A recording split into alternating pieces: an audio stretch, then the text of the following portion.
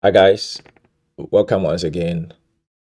In the previous videos, we spoke about introduction to web development. We have also spoken about HTML, right?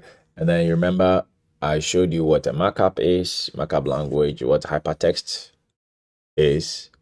But then also I showed you two things: a Wikipedia of Baby Shark, Wikipedia information or article on Baby Shark, and then I also took you to a word processor where we copied what is on Wikipedia, and then we saw how it looks like if we are going to use something like Microsoft Word, okay, which most of us are used to. We always use Microsoft Word.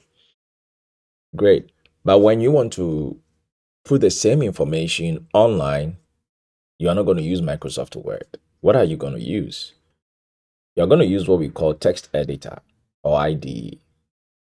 That's the environment you use. So if you're going to write JavaScript, you're going to write CSS, you're going to write C sharp, C++, whatever language you're going to write, we are going to write them in a text editor or IDE. When we write them, before anybody can read what we have seen outside, all the designs, all the markups, like I told you, before anybody can see them, the person must have a browser. Okay.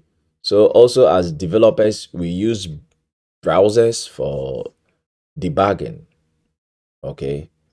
And we use it for many other things. So you you are going to make sure you have a browser and you're going to make sure you have a text editor or IDE, right?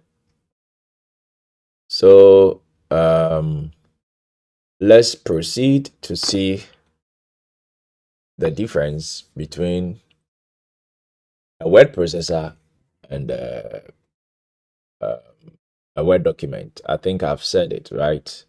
So if I am texting something, let's say if I'm building my resume, I can just build it in a word processor, right?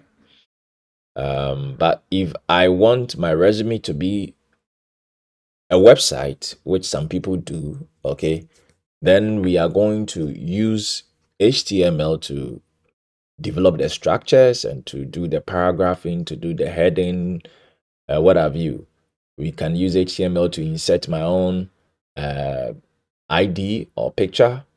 And then if I want to design it, then I will also use CSS to design it with colors, with spacing, margins, whatever I want to do. Okay.